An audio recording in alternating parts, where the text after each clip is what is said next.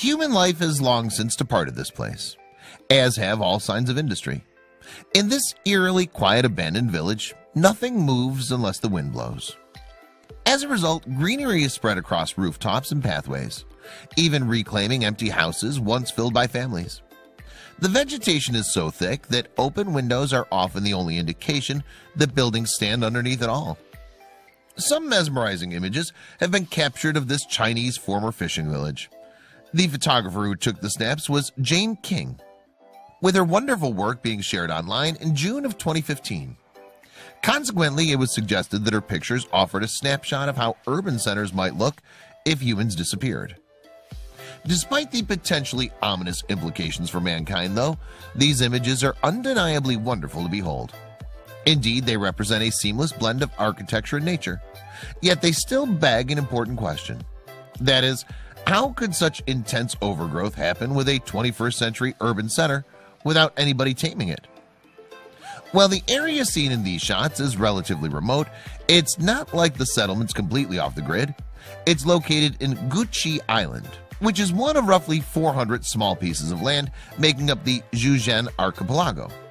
As a matter of fact, the abandoned village is actually only about 40 miles from Shanghai, China. Guqi is broadly situated within the vicinity of the point where the Yangtze River flows into the East China Sea. The Yangtze is an important waterway, having played a vital role within China's past and continuing to do so today. At around 3,900 miles, it is the longest river in all of Asia. Guqi Island itself is surprisingly far from deserted. Despite its verdant appearance, it's also home to many residents and a clutch of amenities. In October 2017, for instance, one visitor to the island reported that travelers to Guqi could expect to partake in ocean swimming and enjoy a variety of seafood eateries. But people and businesses aren't altogether prevalent and thriving in the overgrown village, which is named Haotuwan. Yet, from the buildings beneath all the magnificent foliage, we can decipher that there was once life there. But exactly what caused the settlement's population to flee? And when did they do so? Haotuwan was apparently an affluent community during the first half of the 20th century.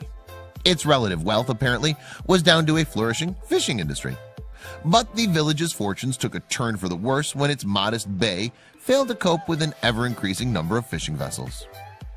The growth of other industries in the Zhoushan archipelago also had a substantial effect on fishing villages like Haotuwan. For instance, Zhoushan has an economy which is supported by activities such as shipbuilding. So ultimately, increased opportunities elsewhere reduce the desirability of Haotuwan as a place to live and work. Perhaps some vessels were also attracted to larger ports in the area, such as in an area called Dinghai. And where some ships lead, others are likely to follow in search of the best possible prospects. This could have caused fishing craft to abandon the area near Haotuwan in their droves.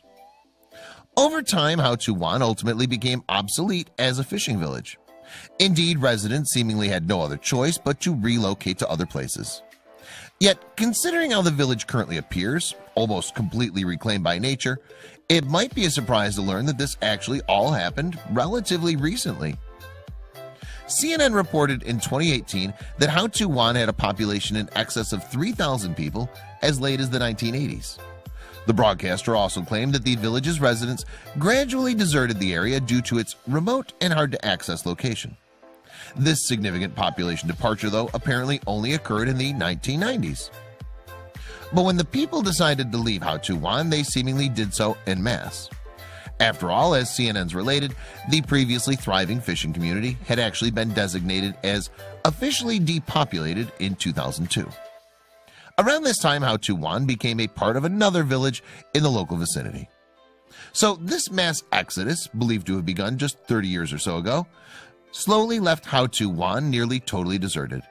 Yet in the short period of time since then, Mother Nature has nonetheless left her green mark on the place. But this hasn't been the final nail in the village's coffin. The reason for this is seemingly, at least partially, down to the proliferation of sensational images online. The pictures apparently first came to the attention of the internet in 2015, and they quickly made an impact. The viral phenomenon then led to an avalanche of interest in Haotuwan as a possible tourist destination. So if you wanted to see the splendid green vistas of Hao-Tuan for yourself, how would you go about it? Well, perhaps unsurprisingly, the village still isn't that easy to get to, by 21st century standards at least. But the first step, of course, is getting yourself to mainland China. China's a pretty big place, so you'll specifically need to go to Shanghai. Once there, you'll only really have one option if you're hoping to seek out Hao-Tuan. That is, you'll probably catch a bus down to the waterside and then hop on board a ferry to Shenzhen Island. You'll need plenty of enthusiasm too, because the ferry journey alone apparently lasts up to 4 hours, and by the time that trip's done, you'll still only be part of the way towards Hao-Tuan.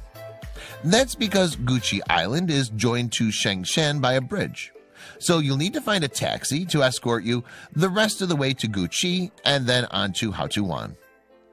There's one other thing that aspiring Hao-Tuan visitors need to be aware of too. The island is, of course, devoid of most of the usual amenities and comforts of travel.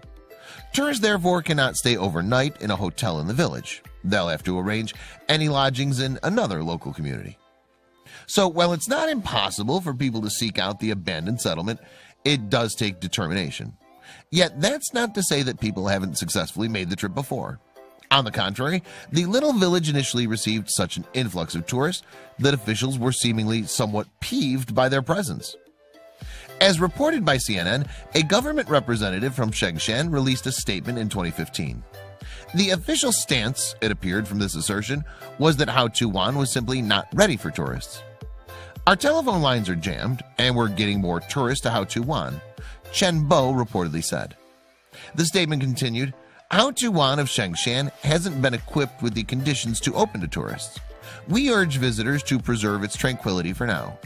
Ultimately, in fact, it took another couple years before island officials declared Hao-Tuan ready to welcome the world into its green embrace. But why did it take over 24 months for the island to capitalize on the interest in its verdant landscape? Well, it seems that those in charge were working to put in place a few new features in the area. These were intended to help tourists get the most out of their experiences, and to earn the village a little money, of course. For one thing, in August 2019, the World Packing Canuck blog reported that it now costs to enter Hao-Tuan. And while the price reportedly was little more than $7 per person, it's still something for travelers to take note of. And there was an optional extra charge for another feature too. This new addition is in fact a viewing platform. According to CNN, the observation deck was added in 2017 to give visitors a wider appreciation of Hao-Tuan. But if World Packing Canuck is to be believed, visitors could save themselves the $3 fee and not miss out on much. So the question is then, what do you get for your $7 entrance fee? Well, the highlight appears to be access to a self-guided hike around the eerily green landscape. CNN reported that notices have been helpfully placed around the route to indicate dilapidated buildings that are unsafe to explore. Yet these aren't the only benefits of taking a stroll along the place. The real reason for visiting Hao-Tuan, after all, is to get up close to this off-the-grid ghost town. World Packing Canuck blog mentioned, for instance, the area's ability to give anyone the creeps. Yet it also commented on how being in Hao-Tuan invites you to consider how the past encroaches upon the future. Speaking of the future, it appears as if the government's decision to equip the village with the ability to welcome tourists has been a sound financial success. In fact, visitors to the area in 2007 brought in about $100,000 from tourists. That doesn't seem all too shabby. Yet, intriguingly, it's not just occasional visiting tourists ensuring that Hao-Tuan hasn't been devoid of humans since the Exodus. In fact, a small number of older residents have steadfastly refused to leave the village. That's fair enough after all, as these folks have always called the place their home. Those who remain, though, surely have noticed nature reclaiming the surrounding structures in quite a dramatic fashion. Indeed, it's as if the village is being quietly devoured by its own landscape. But if they're aware of the changed views outside their windows, it seems that they're doing very little to combat it.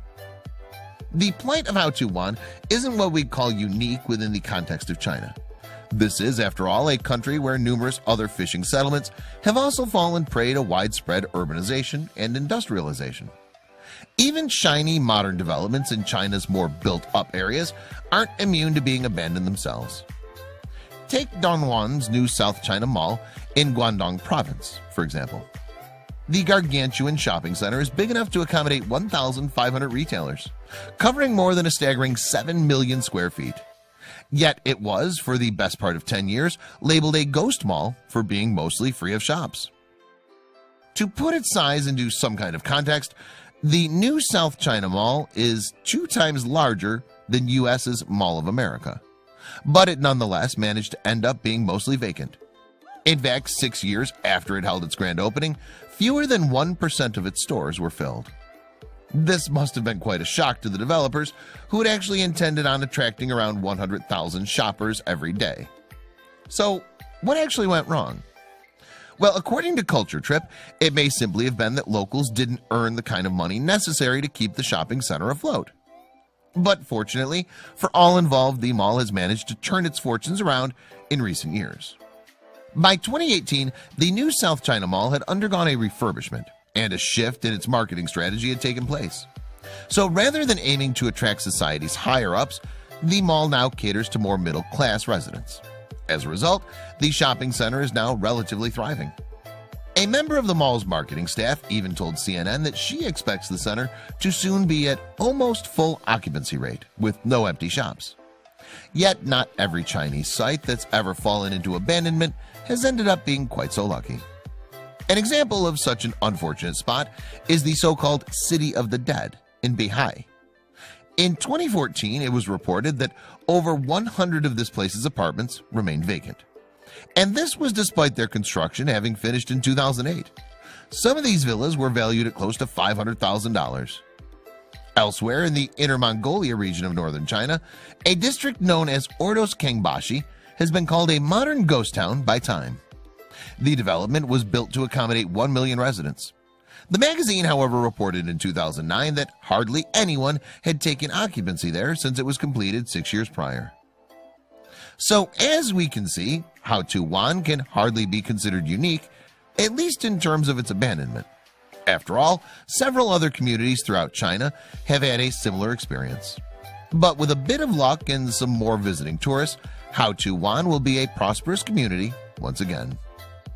Yet these images still stand to show the incredible potential of Mother Nature to take control of people-free areas.